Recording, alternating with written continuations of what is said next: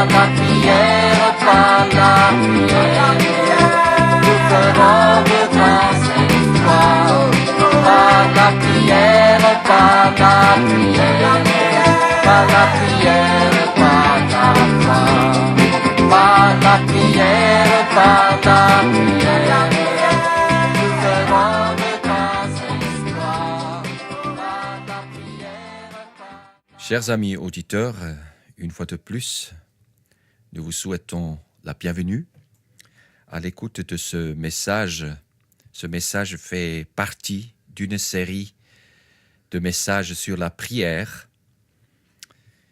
Et aujourd'hui, le texte de base sera l'Épître aux Romains, chapitre 8, les versets 1 à 17, et aussi l'Épître aux Galates, chapitre 4, les versets 1 à 7. Permettez-moi de me présenter, je suis le pasteur Walter Eby, et puis je suis déjà au Niger depuis 1987, et j'ai vraiment une grande joie de partager la parole de Dieu avec vous. Alors nous allons réfléchir aujourd'hui sur ce thème, communier avec le Père ou communier avec Abba Père. Et ce qui est très intéressant et très important, c'est que nous comprenions que notre prière, notre temps avec le Seigneur est une communication et une communion avec Abba Père, avec notre Dieu. C'est le troisième message en fait de cette série sur la prière. Dans le premier message qui a porté sur Jean chapitre 17, nous avons vu comment prier pour la gloire du Père. Et le deuxième message, basé sur Matthieu 6, 5 à 15, et Luc 11, 1 à 4, nous a montré comment nous pouvons vivre la prière du Seigneur, le Notre Père, la prière que le Seigneur nous a enseignée. Et aujourd'hui, nous commencerons à voir des différents principes par rapport à la prière. Chaque fois que nous allons vous présenter un message ou partager la parole de Dieu avec vous, nous réfléchirons encore sur un autre principe.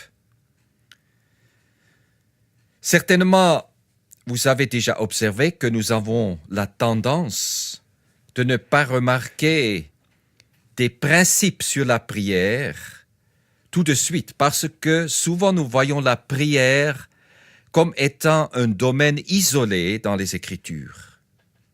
Nous disons, parlons de la prière et on aborde ce sujet dans l'isolation sans être conscient que la prière dans les Écritures n'est jamais traitée de cette façon.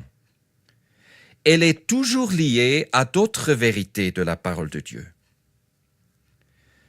Pourquoi étudier ces principes? Eh bien, il y a au moins 3 raisons. La première raison, c'est en comprenant et appliquant ces principes, nous serons davantage à mesure d'améliorer notre vie de prière. Nous serons aussi davantage changés et transformés par la prière. Deuxième raison. Et la troisième raison, nous serons davantage équipés pour partager la bonne nouvelle du salut en Jésus-Christ avec nos amis qui vivent dans un contexte où la notion de la prière est mal comprise. Ainsi, nous serons davantage enracinés et fondés en Christ, et ceci par la grâce de Dieu et pour la gloire de Dieu. Aujourd'hui, nous allons donc réfléchir sur ce thème, communier avec Abba Père. Nous avons donc en premier lieu le texte de l'Épître aux Romains, chapitre 8, les versets 1 à 17. Romains chapitre 8, les versets 1 à 17. Il n'y a donc maintenant aucune condamnation pour ceux qui sont en Jésus-Christ. En effet, la loi de l'esprit de vie en Jésus-Christ m'a affranchi de la loi du péché et de la mort. Car, chose impossible à la loi, parce que la chair la rendait sans force, Dieu a condamné le péché dans la chair en envoyant à cause du péché son propre Fils dans une chair semblable à celle du péché. Et cela, afin que la justice de la loi fût accomplie en nous, qui marchons non selon la chair, mais selon l'esprit. Ceux, en effet, qui vivent selon la chair, s'affectionnent aux choses de la chair, tandis que ceux qui vivent selon l'esprit s'affectionnent aux choses de l'esprit. Et l'affection de la chair, c'est la mort, tandis que l'affection de l'esprit, c'est la vie et la paix.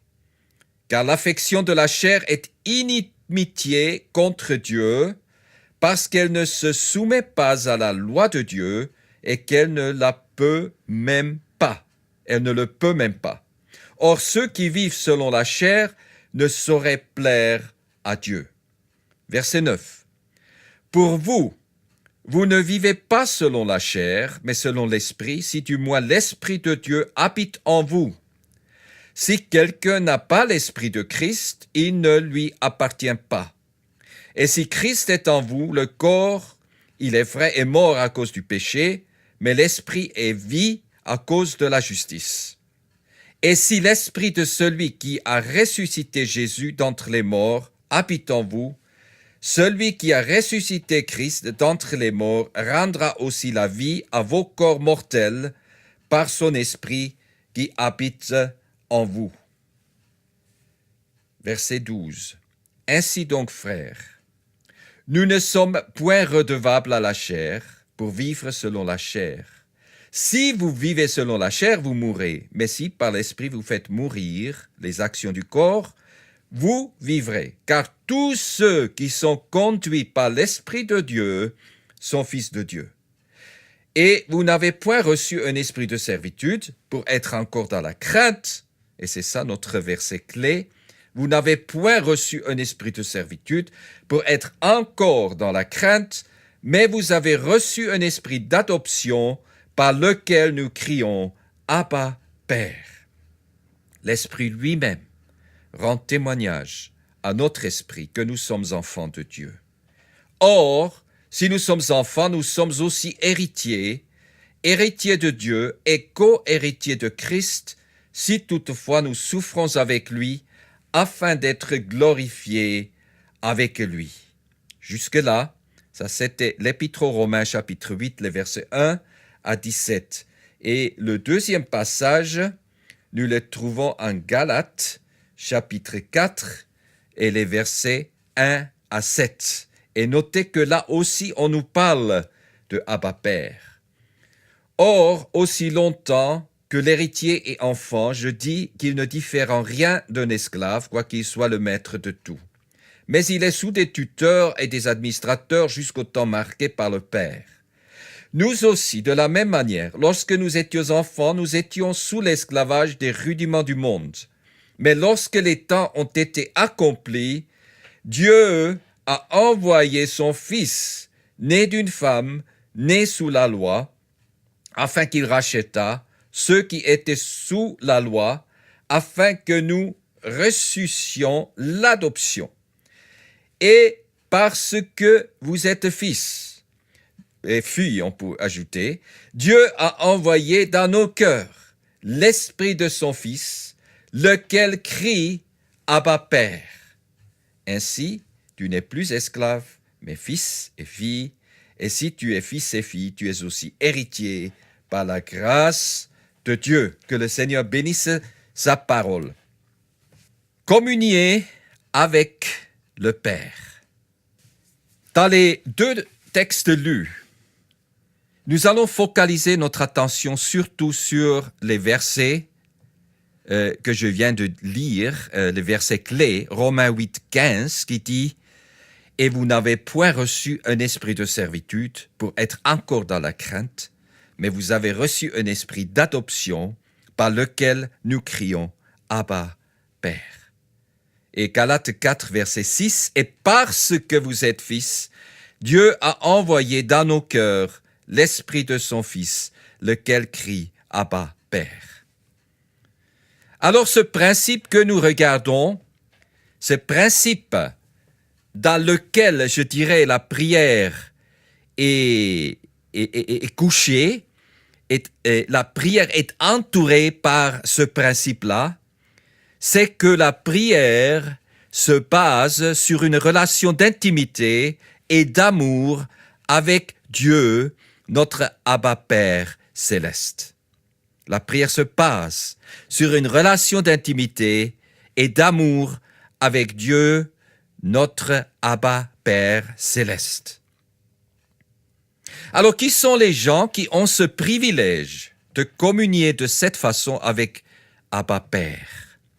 Pour communier réellement avec Dieu, il faut faire partie de la famille de Dieu. Il faut être en Jésus, comme c'est dit en Romains 8, verset 1. Nous entrons par la bonne porte dans cette famille, comme il est dit en Jean 1, verset 12. Tous ceux qui l'ont reçu, tous ceux qui croient en son nom, sont devenus enfants de Dieu. Il faut être enfant de Dieu pour communier de cette manière, de cette façon avec Dieu. Aussi, il faut être habité et guidé par le Saint-Esprit. Permettez-moi de vous poser une question. Est-il facile pour vous de communier ou de communiquer avec votre Père naturel, avec votre Père biologique? Est-il facile de communier et de communiquer avec votre Père spirituel?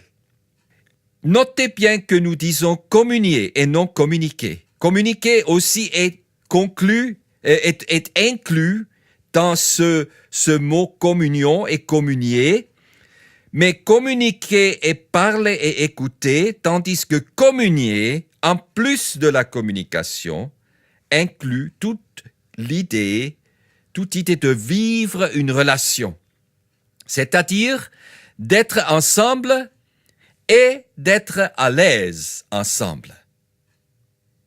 Nous parlerons donc de 3 sentiments qui animent cette communion. Et je ne veux pas simplement parler des émotions, mais vous allez voir que nous allons aussi parler de la foi, de la pratique, comment ces sentiments nous animent. Et nous animent pour avoir cette communion, ces 3 sentiments qui sont exprimés par le cri « Abba, Père ». D'abord, Abba, Père, un cri d'amour. C'est un cri d'amour. Si on se promenait à l'heure de la prière, un vendredi, et on posait cette question aux fidèles religieux, par exemple, vous vous promenez, vous avez un ami, et le vendredi, vous lui posez cette question. Dites-moi, s'il vous plaît, pourquoi vous faites cela? C'est-à-dire, vous allez à la mosquée, vous priez, etc. Comment vont-ils répondre? Il y a des gens très fidèles dans la prière ici au Niger. Un musulman qui prie 5 fois par jour, avec les ablutions qui précèdent ces moments, va passer entre 1 heure et 1 heure et demie dans la prière par jour. Le peuple d'Israël passait des heures en train de se préparer au culte, se laver, traîner les sacrifices devant les sacrificateurs, et surtout dans le livre des Lévitiques, nous constatons qu'il y a toute une préparation au culte. C'est incroyable, ce livre coule de sang. Il y a du sang sur chaque page. Le sang de bœuf, de mouton, de chèvre, même de pigeon. Pourquoi? Il fallait des sacrifices pour être agréable à Dieu, pour être pardonné de ses péchés. Prier, à ce moment-là, c'était d'aller au tabernacle, au lieu de prière que Dieu avait fixé, et de sacrifier un animal de haute qualité pour régler sa relation avec Dieu. La prière était quelque chose de très difficile et coûteux. C'était pénible et une affaire sanglante. et aujourd'hui, de quelle manière les gens s'approchent-ils de Dieu? Revenons à nos amis religieux. Comment s'approchent-ils de Dieu? Il y a tout juste, dans quelques semaines, on peut dire, la communauté musulmane va célébrer la fête de Tabaski. Pourquoi? Ils disent que c'est à l'exemple du prophète Ibrahim qui a obéi à Allah. Ainsi, si nous faisons cela, nous aussi nous obéissons à Allah et on trouvera de la faveur à ses yeux. Les gens s'approchent de Dieu, souvent avec un sentiment de peur et même avec une mauvaise conscience. Ils sont tenus à observer les 5 temps de prière. Ils sont tenus à observer certaines fêtes également, puisque cela aurait des implications pour l'éternité. Mais même en tant que chrétiens, même en tant qu'enfants de Dieu, nous pouvons tomber dans certains pièges.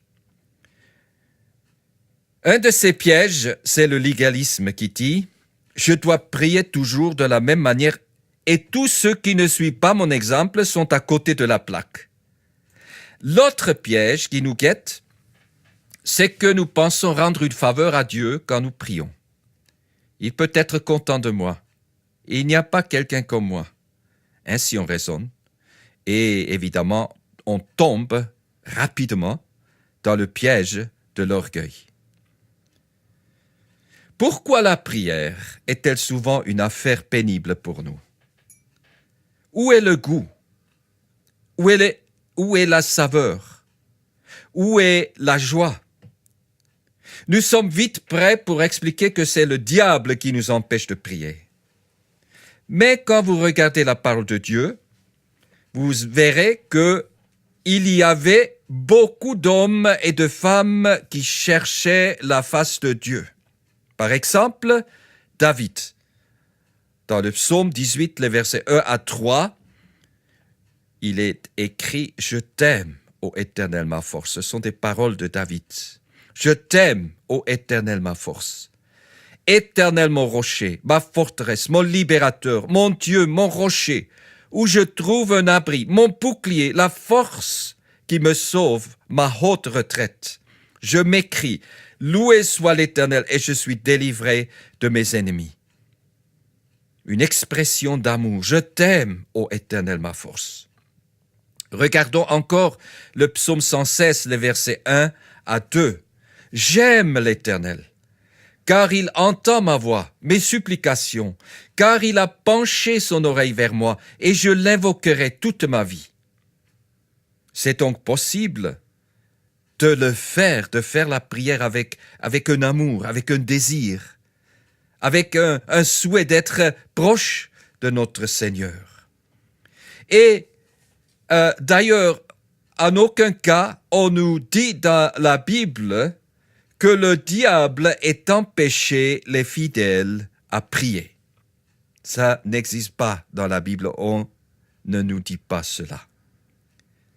Alors, il y a un principe fondamental en relation avec la prière que nous devons comprendre, et c'est ceci. La prière devrait se faire parce que nous aimons Dieu et le Seigneur Jésus-Christ.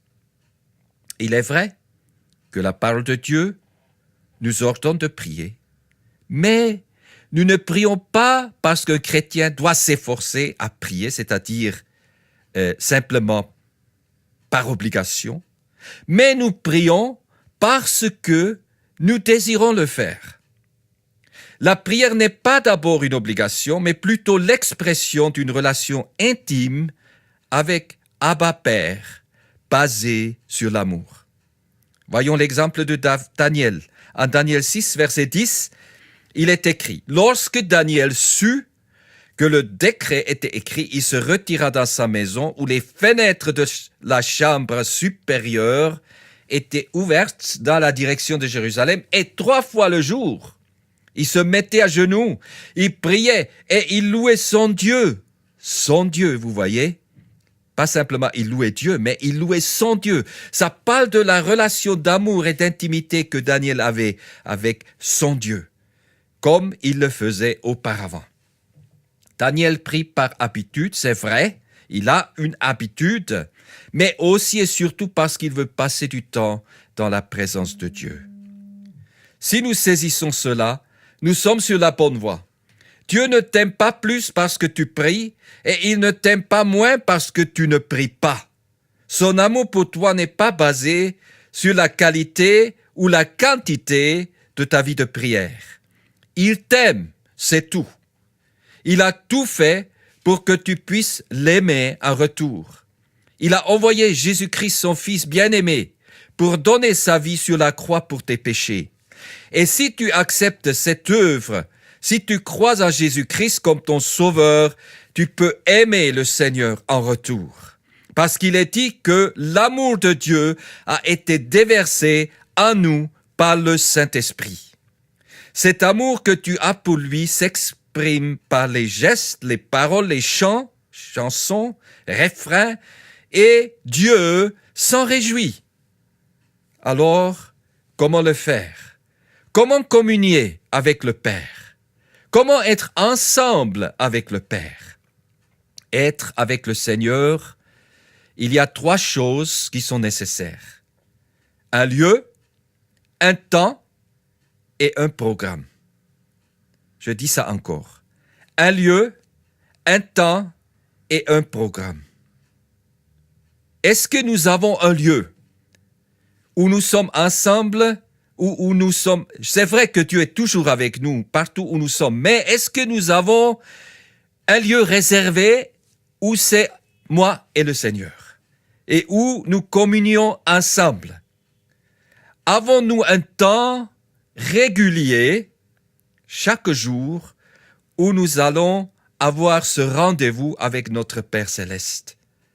Et avons-nous un programme? C'est très important parce que nos pensées ont tendance de se promener. Mais si vous avez écrit certains points, si vous avez quelques sujets de louange, quelques sujets de prière écrits que vous pouvez amener dans ce temps avec vous, je crois que ça va beaucoup nous aider, vous aider à passer vraiment un temps de qualité avec le Seigneur. Comment savoir si oui ou non nous aimons communier avec notre Père Céleste? C'est assez facile, n'est-ce pas? Prenez l'exemple des amoureux. Si vous êtes amoureux de quelqu'un, tu lui diras ton amour. Tu aimeras de passer du temps avec lui. Tu chercheras des occasions à être avec lui ou avec elle. Tu souhaiteras être ensemble souvent. Tu vas même ajuster un peu ton programme pour que vous soyez ensemble quelque part pour pouvoir échanger. Et aussi, vous allez essayer d'écouter l'un l'autre. Vous allez entreprendre des activités ensemble et tu t'efforceras aussi à ne pas faire ce qui te plaît à ton bien-aimé ou à ta bien-aimée. Eh bien, chers amis auditeurs, c'est la même chose avec notre Seigneur. Nous pouvons lui dire notre amour. Nous pouvons aimer, désirer de passer du temps avec lui. Nous pouvons souhaiter d'être ensemble souvent. Et nous allons aussi écouter, pas seulement parler. Nous allons également entreprendre des activités ensemble, c'est-à-dire le Saint-Esprit va vous conduire à accomplir la volonté de Dieu de jour en jour. Et aussi, vous allez vous efforcer de ne pas faire ce que Dieu, Abba Père, hait, ce qui lui déplaît. Vous allez vous efforcer de faire ce qui l'honore et ce dont il va se réjouir. Abba Père, un cri d'amour. Deuxièmement, Abba Père, un cri de détresse. Le deuxième sentiment, c'est la détresse. Dans les 2 épîtres, Romains et Galates, l'apôtre Paul, inspiré par le Saint-Esprit, écrit à ses premiers croyants pour les encourager à vivre leur vie de disciples dans un contexte difficile, un monde caractérisé par les cultures idolâtres romaines, puissance militaire et politique romaine, mais sophistication grecque, philosophie grecque également est présente à ce moment-là. Mais les premiers chrétiens faisaient également face à la culture juive qui disait qu'en tant que vrais croyants, en plus que de croire en Jésus, il faudrait suivre la loi de Moïse et aussi se faire circoncire. Les auditeurs de ces épîtres faisaient face à la persécution. Aucun de ces trois groupes les aimait, ni les Romains, ni les Grecs, ni les Juifs. Et chaque groupe s'opposait à la bonne nouvelle de la grâce de Dieu en Jésus. Notons que notre Sauveur a prononcé ces paroles Abba Père dans le moment le plus difficile de sa vie, dans le jardin de Gethsémane, juste avant son arrestation, sa condamnation et sa mort sur la croix. Cela, nous le lisons à Marc chapitre 14, le verset 36. Jésus disait, Abba Père, toutes choses te sont possibles. Éloigne de moi cette coupe. Toutefois, non pas ce que je veux, mais ce que tu veux. Ce que nous observons, c'est que les trois passages dans le Nouveau Testament qui utilisent cette formule Abba Père d'adresse à Dieu s'adressent à des lecteurs qui vivent dans un contexte d'incrédulité, d'idolâtrie et de persécution. Vous connaissez certainement cette parabole où un enfant de Dieu meurt et il arrive auprès du Seigneur. Le Seigneur lui montre comme dans un film toute sa vie. Toute sa vie se déroule sous ses yeux. Il regarde et voit 2 traces de pieds dans le sable. Le Seigneur lui montre tous les hauts et bas de sa vie. Et c'est clair que ces 2 traces sont les pieds du Seigneur et les siens. Ils marchent ensemble. Mais à certains moments, surtout dans les temps difficiles, il ne voit qu'une seule trace. Alors il dit au Seigneur, « Seigneur, pourquoi dans les difficultés tu m'as abandonné ?» Parce qu'il pense que ces traces-là sont ses propres traces. Le Seigneur le regarde avec amour et dit, « Ce sont les moments où je t'ai porté sur mes bras. » Ces traces-là sont les traces du Seigneur. Et à ce moment-là, il a porté ce chrétien-là, cet enfant de Dieu-là, dans ses bras. Alors, que veut dire crier? Regardez le verset 15 encore une fois, le verset 15, où nous crions « Abba Père ». La forme grammaticale ici est un vocatif et emphatique. Cela signifie que le cri est emphatique, donc avec force, et qu'il s'adresse au Père céleste comme un appel, et comme un appel au secours. Au secours! Abba Père! Ce n'est pas un cri de peur. C'est un cri qui appelle au secours. C'est un cri de détresse. Quelqu'un qui est dans la détresse et qui crie « Abba Père ». Nous nous approchons de Dieu, notre Père, car nous sommes conscients que c'est en lui seulement que nous trouverons la réponse à nos problèmes. Nous pouvons ainsi dire que surtout lorsque nous sommes dans les difficultés, nous pouvons nous adresser à Dieu, notre Père céleste, de cette manière. Vivons notre relation avec Abba Père tous les jours, et ainsi nous serons en mesure de crier à lui avec tendresse et empressement lors des temps difficiles de notre vie. Abba Père, un cri d'amour. Abba Père, un cri de détresse. Abba Père, troisièmement, un cri de confiance. Avez-vous confiance en votre Père, chers auditeurs, chers frères et sœurs? De nos jours, il y a beaucoup de personnes qui n'ont jamais connu un papa et en qui ils pouvaient avoir confiance. Et trop de gens, aussi des chrétiens, ont vécu un enfer avec leur père. Au lieu d'être aimés et chéris par lui, ces gens ont connu l'abus, souvent aussi l'abus sexuel. Le père, pour eux, est devenu synonyme de le pire.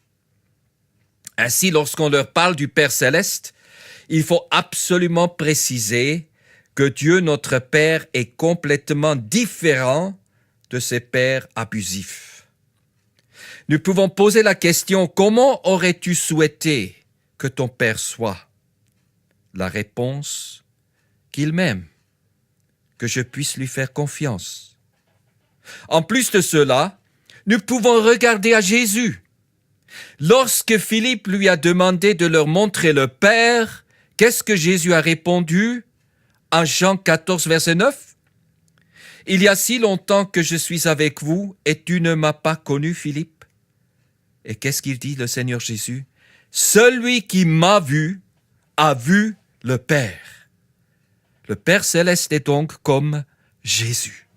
C'est pour cela que nous devons beaucoup savoir comment est Jésus, ce qu'il a dit, ce qu'il a fait, son comportement, parce que c'est ça, le Père céleste. Eh bien, chers amis, si vous êtes découragés par le modèle que votre Père vous a montré, regardez à Jésus-Christ, votre Sauveur et Seigneur.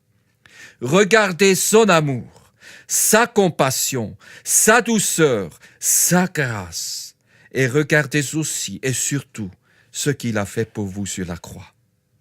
C'est ainsi qu'est notre Père céleste.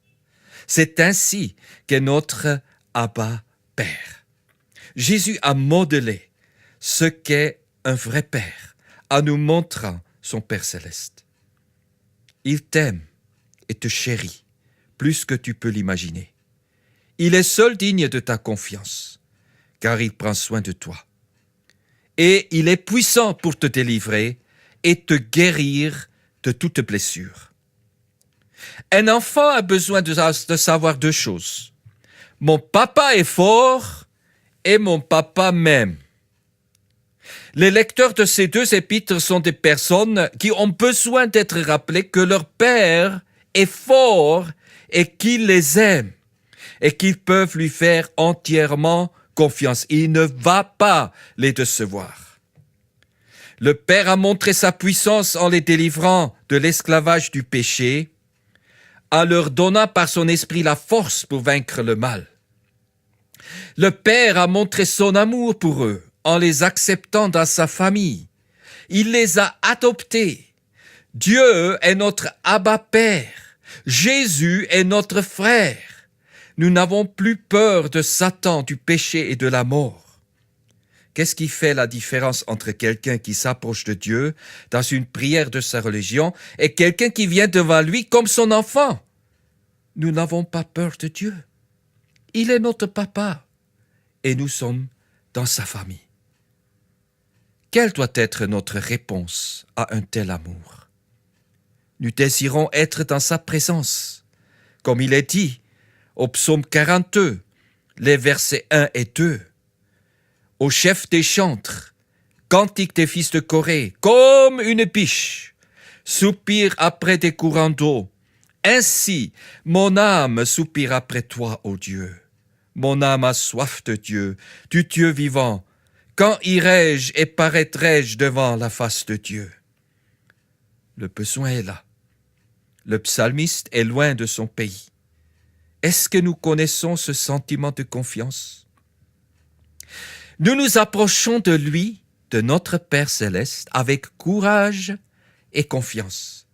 Dans la prière, nous ouvrons tout notre cœur devant le Seigneur. Comme il est dit en Psaume 62, verset 8, « Déversez vos cœurs devant le Seigneur. » Nous exprimons nos sentiments les plus intimes, nos joies, nos peines, nos frustrations et notre reconnaissance. Nous sommes conscients que les bras d'amour de notre Père céleste nous entourent à tout moment et surtout dans les temps difficiles.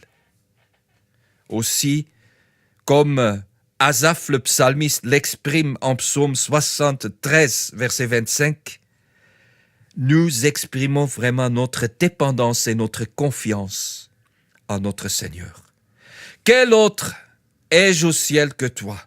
Et sur la terre, je ne prends plaisir qu'en toi.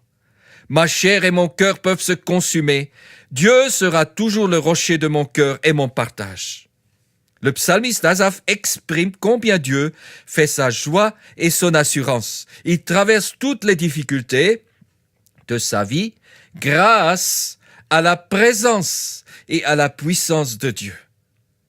Pour nous, enfants de Dieu, qui ont le droit d'appeler Dieu Abba Père, nous désirons aussi sa présence et sa puissance dans nos circonstances et relations. Je me rappelle, et je vais conclure ce message avec cette illustration, je me rappelle d'un ami, un pasteur du Mali, et sa fille a marié un Suisse. Donc, sa fille maintenant et son beau-fils, ils sont en Suisse. Et un jour, on était dans une de nos églises, là-bas en Suisse, et on s'attendait au message, et voilà que ce pasteur était de passage, parce que sa fille avait accouché, il était venu, et il était là pour apporter le message. Il a parlé de sa situation dans son pays. Et il a décrit des difficultés. Et il a dit que, en fait, ces difficultés, c'était des réalités quotidiennes de persécution auxquelles il faisait face avec tous les autres enfants de Dieu. Et par la suite, à la fin du message, je suis allé le saluer parce qu'on se connaît depuis assez longtemps. Et je lui ai posé la question et j'ai dit, mais pasteur, si c'est tellement dur dans cette région, pourquoi est-ce que vous restez là-bas? Il m'a répondu, non, il faut qu'une lumière soit là-bas. Une lumière du Seigneur brille là-bas.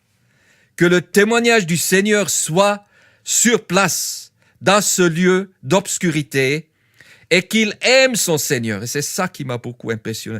Il aime son Seigneur et il veut le suivre. Et tant que le Seigneur ne lui dit pas de bouger, c'est là-bas qu'il sera. Ça m'a beaucoup impressionné. Un amour, une confiance vraiment très très forte dans le Seigneur qui l'aime et qui le soutient et qui lui donne le courage de continuer le témoignage dans ce lieu d'obscurité. En Hébreux chapitre 4, verset 16, il est dit « Approchons-nous donc avec assurance du trône de la grâce, afin d'obtenir miséricorde et de trouver grâce pour être secourus dans nos besoins. » Communier avec le Père. Est-ce que nous approchons de notre Père de cette manière, avec confiance? Est-ce que notre vie de prière est-elle basée sur cette relation d'intimité et d'amour? Chers amis auditeurs, je voudrais prier avec vous à la fin de ce message. Et si cette prière correspond à votre désir, je vous invite de simplement répéter les phrases après moi. Je vais d'abord lire la prière, toute la prière, comme ça vous saurez ce qu'elle contient. Père céleste, Dieu tout-puissant et miséricordieux, je sais que je suis un pécheur. J'ai besoin de ton pardon. Je crois que le Seigneur Jésus-Christ est mort pour mes péchés. Je me détourne maintenant de mes péchés. À cause du sang précieux que mon Sauveur Jésus-Christ a versé pour moi, aie pitié de moi et pardonne-moi tous mes péchés présents, passés et futurs. Je regrette de les avoir commis. Je regrette aussi de ne pas avoir reconnu que tu es mon papa qui m'aime et qui me fortifie. Je voudrais que tu sois le centre de ma vie. Je voudrais te faire confiance. Je voudrais crier à toi dans ma détresse et je veux t'aimer tous les jours de ma vie. Voilà donc la prière. Maintenant, si cela correspond à votre souhait, vous pouvez simplement répéter après moi. Père céleste, Dieu tout-puissant et miséricordieux,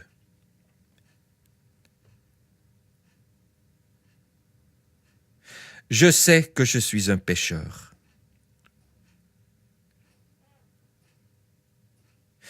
Je sais que j'ai besoin de ton pardon.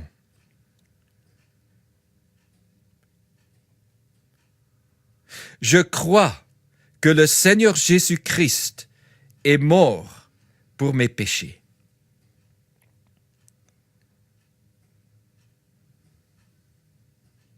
Je veux me détourner maintenant de mes péchés.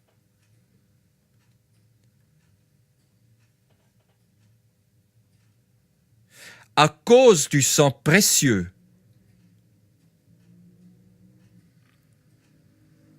que mon Sauveur Jésus-Christ a versé pour moi,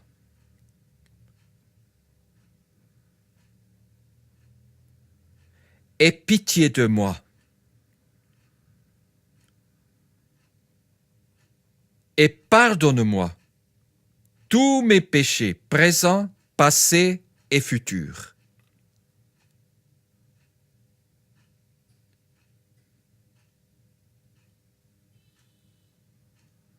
Je regrette de les avoir commis.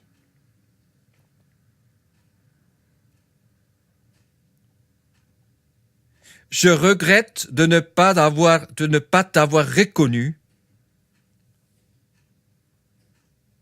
comme cet Abba Père qui m'aime.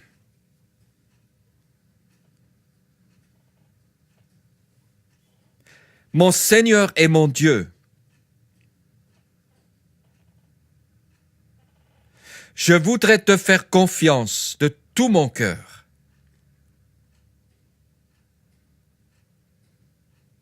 Je voudrais chercher mon secours auprès de toi dans ma détresse.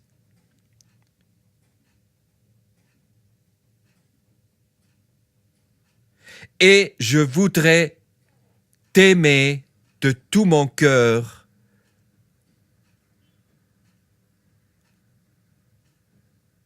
jusqu'à la fin de mes jours. Aide-moi, je te prie, dans le nom de Jésus, mon Sauveur et mon Seigneur. Amen. Par la prière, nous ferons de grâce espoir. Par la prière, par la prière, par la prière, par la foi. Par la prière, par la prière, nous ferons de grâce espoir. Par la prière, par la prière, par la prière.